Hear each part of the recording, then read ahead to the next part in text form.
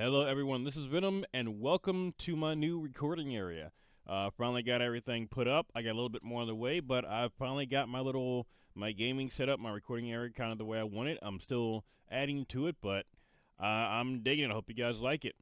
Now, I am here with a game I did not think I would ever be talking about. When I started making videos, this game had already been out for a long time. This is long before I started doing YouTube, and I never thought I would get the chance to come out and review it in its entirety in a way that made sense, in a way that still kept with the times. Well, the entire gaming community was surprised that Bethesda on April 22nd dropped the remake to one of their most iconic games of all time, a game that has actually set the bar for some RPGs today. This game has had ripples throughout the gaming industry, and it's sudden, out of the blue remaster. There have been rumors about it, but it's sudden remaster, and it dropping out of the blue, unceremoniously. Just Bethesda was like, "Hey, peekaboo, guess what I got?" It's leaving everybody shook. Today, I'm going to be doing my review over the Elder Scrolls Oblivion. Was that too much? I feel like that might be too much. That might have been a little hokey. Let me know if that was too much. All right, so yeah, I'm going to be doing a review over the Oblivion remake. It dropped a few days ago. It was a surprise. I actually thought that it was something different. A friend of mine was talking about the mod that was coming out. I thought she was talking about this. It was one of the first things I saw on YouTube that day when I woke up. And no, it turns out that both of them were coming out. So that is amazing. Got a lot to say about this. It's not going to be a very typical review. I doubt I'm ever going to do very many videos like that in my lifetime. But that's because what just happened here is, I'm not going to say a once-in-a-lifetime thing, but considering how the gaming industry has been the last decade or so, this was very unexpected, and I think it's very welcome. Even for what it is, I say that, the gaming community, it's going nuts right now. So for those who don't know, Oblivion is the Elder Scrolls 4. It is Bethesda's baby, or one of their babies. It is the fourth iteration of the Elder Scrolls saga. Now, the remake is something that I don't think anybody expected, because it's not just a remake. They obviously updated the game to run on. Well, apparently, it's using the same engine it was before. It's just been updated. They've updated the graphics. They've updated.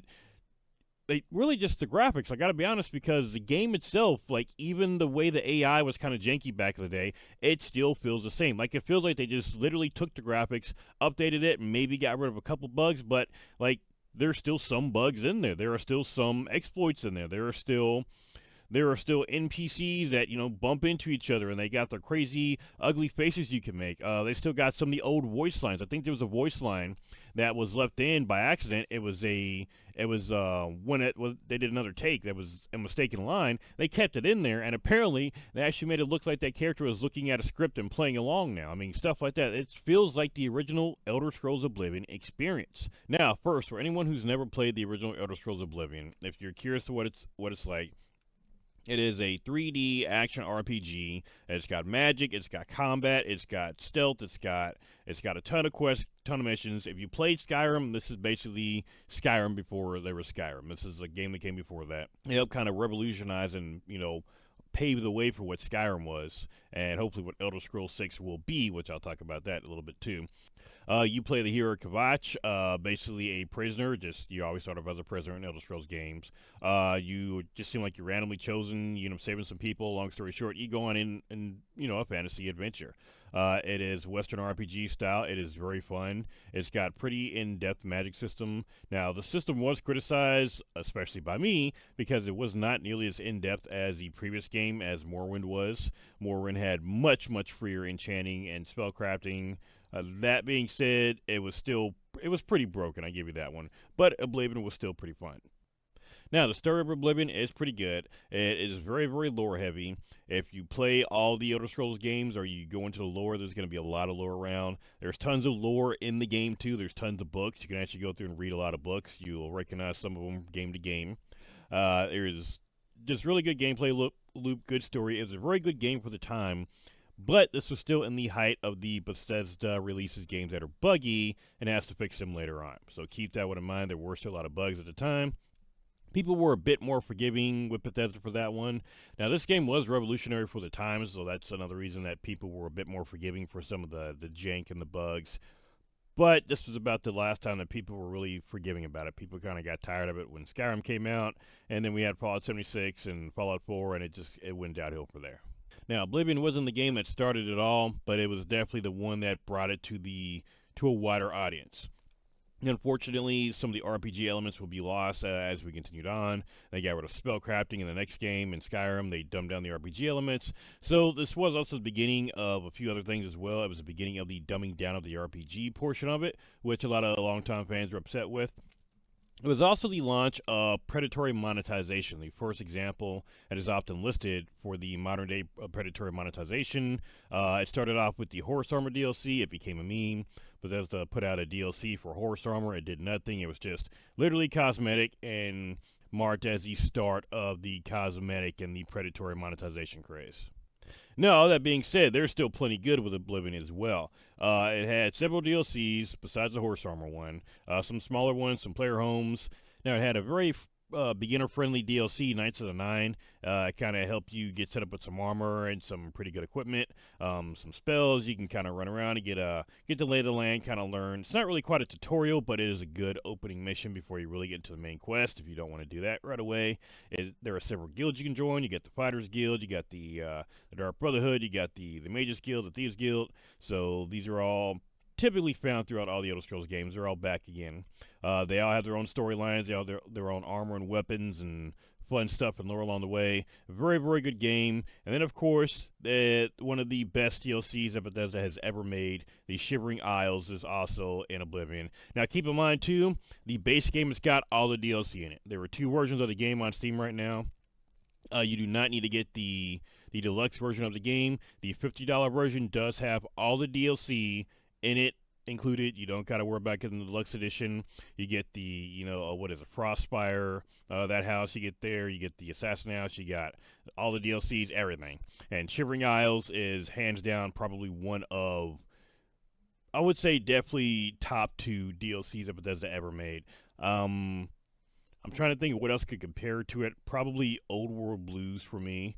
I can't really. Yeah, Old World Blues is probably the only other one I say would compare to Shivering Isles. And Shivering Isles is not just a good DLC, but the lore is so crazy, and what happens in the DLC is so crazy that once you go through it, I'm not going to spoil it, but once you've gone through that and you see what happens, it will change the way you see all Elder Scrolls lore going forward. You're like, oh my god, that's what's happened.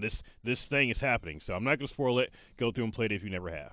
Now, that being said, I've only got about 13 hours in the remaster, but, and this is a very serious but here, it is such a close remake of it that I can already tell you that as long as it continues the way that it is, and so far it seems like it is pretty much a remake all the way through, and that includes some of the jankiness, some of the negatives still in there too, but if this is a faithful remake, this is going to be an 8 out of 10 for me, easy. Now, for you veterans, this one's going to be a bit more complicated for you. For you veterans, if you played the Elder Scrolls before, if you played Oblivion back in the day, this is a faithful Oblivion experience, okay? If you did not like it back in the day, you're not going to like it now, okay? That's not your cup of tea. If you did not like playing it back in the day, it's going to be the same experience. You're not going to like it. Now, for you vets, if you liked the Elder Scrolls Oblivion experience, you're going to get a faithful remaster, not just of the game, but of the experience. And what do I mean by that? Whether it was intentional or by accident, Bethesda has managed to not only remake their game and make it look very good, and a good remaster just as far as gameplay goes, but they have somehow also remastered the feeling and the experience you get while playing the game as well. When I started up the game, first off, I didn't notice that the graphics had been upgraded. It just felt like it fit to play this right now. Now, I kind of looked back and I saw some of the comparisons to the old game. I mean, the old game looked pretty rough, or at least looks rough, compared to what we have now. Back in the day, it was amazing. When I looked at the game, when I opened it up, it felt comfortable. It felt like this was a game that might have been released now. Maybe not the greatest graphics, but it felt like a game that I would be comfortable playing now, and I was immediately comfortable with the game. I went in and I immediately knew how to. I played Oblivion a ton back in the day. I went through, I knew the controls already. I started going through. I immediately got out of the dungeon, and I started doing exactly what I would do back when I used to play in the day. I would start going for my alchemy stuff. I'd get all the alchemy crap. I'd start power-leveling that, sell it for gold. I'd go and get enough gold to start upgrading, Frostspire Craig, get the Mage House done, I made my custom class like I always do. I named it Marine like I always do. I did all this almost on autopilot, and I was having the time of my life replaying this game damn near like it was the first time, but I have played it before. So if you play this before, you're not just going to get the same gameplay feel, you're going to get the same experience. Now, I mean all of that. Like, I was kiting around enemy NPCs that were trying to kill me the same way I used to do back in the day. You'll still see enemy NPCs or just NPCs walking into each other. There'll be some just kind of stare at you and won't let you get past the door. Like, even the frustrating stuff that was there back in the day is still there. It is a legitimate remake of the entire Oblivion experience, and I love it. Now, like I said, I don't know if it was on purpose or if they did this on accident. Considering that it's Bethesda at this point and they've screwed up so much, it would not shock me if they tripped and did this on accident and it ended up working. But either way, I love it. Now, the release has not necessarily been without controversy. Now, I've seen some people say that Bethesda did this to hurt the Sky Oblivion team. Sky Oblivion, of course, is a modding team that is actually trying to remake Oblivion in the Skyrim engine. So some people think that maybe they're doing that to hurt them. I don't necessarily think that's true. And I'm looking here. I'm actually at the Sky Oblivion account. They've actually got a post here. I'm going to go ahead and read it. It's the Sky Oblivion account here. It says, huge thanks to our friends at Bethesda Studios for the continued support of Sky Oblivion. As massive fans, we're beyond grateful for the generous gift of Oblivion Remastered game keys for our entire modding team. This means so much to us. Thank you for everything at Bethesda. So it looks like not only is Bethesda aware of the team, which of course they're going to be aware of it. The modding community is very open. Bethesda makes their games to be modded quite often. There's no way a project as big as Sky Oblivion is not known by Bethesda, but they've shown here that they not only know that the team exists, but they are supporters. I bet there's a bunch of people in Bethesda that actually are looking forward to playing the Sky Oblivion mod themselves. Not only did they do that, they gave them keys to the Oblivion Remaster. Now, I think there was a bit of a mix-up.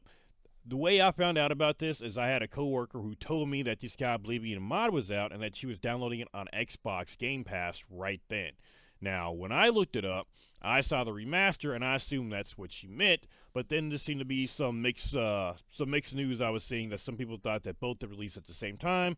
From what I can see, there's still no release date for Sky Oblivion. If I'm wrong, somebody link something down below in the comments. Let me know where I can find that information. But as of right now, it does not look like the Sky Oblivion mod has released, but it is set to release, or they're scheduling it for release for this year. So, do I think Bethesda is trying to hurt Sky Oblivion in any shape, form, or fashion? No.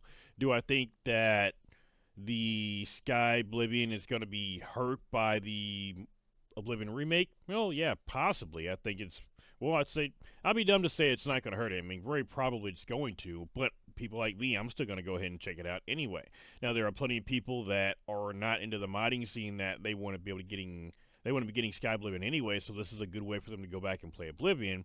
But the people who are in the modding scene, I mean, they see Sky Oblivion, they're going to want to play Sky Oblivion regardless. I'm very interested to see, what the differences between the two games are, and I want to play Oblivion on Skyrim too. I would like to play Skywind. I need to check that one again. I need to see if it was done or not. Skywind's the one I really want to play. I got to double check. Regardless, ignore my wandering mind. I do not think the Bethesda team is in any way, shape, or form trying to hurt the Sky Oblivion team. I think if they really had any issues with them, they would have done. They probably would have hurt their faith to the community even more, or the community's faith to them even more. But they probably would have done something legal to stop this. They have not done so, and I think in doing so, one, they have not pissed off the community, and two, they've made a ton of money. I mean, there's a ton of people buying the game. Now, I know it sucks to talk about, but I wouldn't put it past Bethesda to have done something legal to shut down the Sky Oblivion mod. We've seen companies do stuff like that before. Unfortunately, with the way things have gone the last few years, I can't put it past any company, including Bethesda, to do something like that. But I'm glad they did not do so in this case. Now, what does this mean for Bethesda going forward? Well, honestly, if it wasn't for the fact that Bethesda reached out to the Sky Oblivion team, and if it wasn't for the fact that Bethesda did not mention anything leading up to this release, I would say it didn't really mean crap. I'd say maybe it's a money grab. I would say, okay, this doesn't make up for anything. And Bethesda has a lot to make up for, do not get me wrong. I might do an expose, or my style expose, at some point talking about just all the crap that's happened with Bethesda, but there's a lot to be made up for, and they've got a long way to go to get that trust back. Now, like I said, I would not have given them any points for this whatsoever if it weren't for the fact that there was no announcement. I think there were leaks about this. I kind of heard some mumblings, but people were like, okay, there's leaks, but I'm not really taking it seriously. Bethesda hadn't said anything. With everything going on with them, it would be weird if they wouldn't say anything to try to win some goodwill back with the community. But they sat on this. They did not say anything. The Bethesda was taking the hits. They've been fucking up a lot with their games. They've still got Fallout 76, but every release is always more bugs. I hadn't even played it in a while because I got tired of the bugs. And pretty much everything they've been putting out here recently has just gone to crap. People are really, really worried about the Elder Scrolls 6, not just because of the aging engine that they've been using. People have been asking for them to change that engine for a long time. But with the fear of DEI being in the game, that's a huge fear for a lot of gamers. They don't want that crap in there. There's been a huge pushback against it, so there's a lot of pressure on Bethesda right now to get a home run.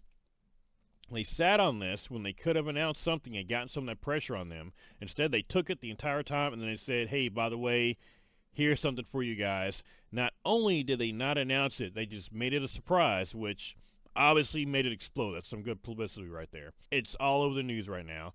People are going nuts on both sides of it.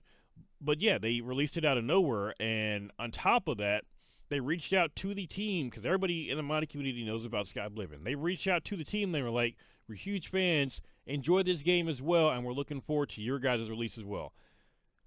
I'm going to go ahead and say they earned a bit of trust back, but trust is earned very, very slowly. They're going to get a point for this one. Bethesda's going to get a point for that one. If it weren't for those two things, the fact that they reached out to Sky Oblivion team and the fact that they didn't announce this, but they could have just submitted this. They could have been saying for like the last year or even a couple years, oh yeah, we got an Oblivion remake. You know, look forward to this huge thing. Look forward to it's going to be great. And they could have been using that to try to take the pressure off. They didn't do any of that. They took all the hits, and then they put out a banger, and it is working out for them. And they did well. I mean, they could have gone through and taken out all the. I'm not going to say there's bugs in the game. It's just really janky. Like, you know, if you play, like, every once in a while you walk into a room and, like, it looks like something's just exploded. You're like, okay. Somebody must hit a watermelon and it went crazy and destroyed everything. You walk in and you see some crazy every once in a while. Some NPC will just randomly die. Little weird stuff like that. Yeah, it was detrimental to gameplay, but it kind of came with the experience. The fact that they recreated all this so faithfully, they had to put detail into doing that. So, like I said, normally I would say, okay, you kind of owe us to do that if you're going to do a remake or a re-release of it, but I think they're doing good right now. So, yeah, I would say I would definitely recommend the Oblivion remake. I'm going to go play it again right now. On top of that, I'm also going to be starting up another series here, too, because I'm going to get to a dream of mine is going to come true. I was doing the Starfield mod series for a while. I think I had the longest running one, but Starfield is just so dead. No one's making mods for it. But I never got to make videos for Oblivion back in the day. Well, even though there's not official mod support for Oblivion, apparently there's some talk between modders, and a lot of the old files are still, I guess, compatible with the newer versions. Oblivion's one of the most modded games of all time. If there's a way to convert some files, then I guarantee we're going to see some old mods coming back. Not all of them. Not all of them are going to come back. But we're going to see some old files come back, and we're going to see some new mods added in as well. So I cannot wait to see that. I'm going to be starting up the Oblivion mod series. I'm probably going to start that this weekend, so I cannot wait to. I'm probably going to look up mods after this, to be honest with you. So that being said, I'm still going to give Oblivion the 8 out of 10 that it would originally get. It is a great experience. If you loved it back in the day, you're going to love it now. Go check it out. After I check out some mods, I'm going to be playing again until probably about 3 or 4 in the morning, and I got work tomorrow too. So that's going to do for today, guys. Thank you all for coming by, and I will see you all on the next one.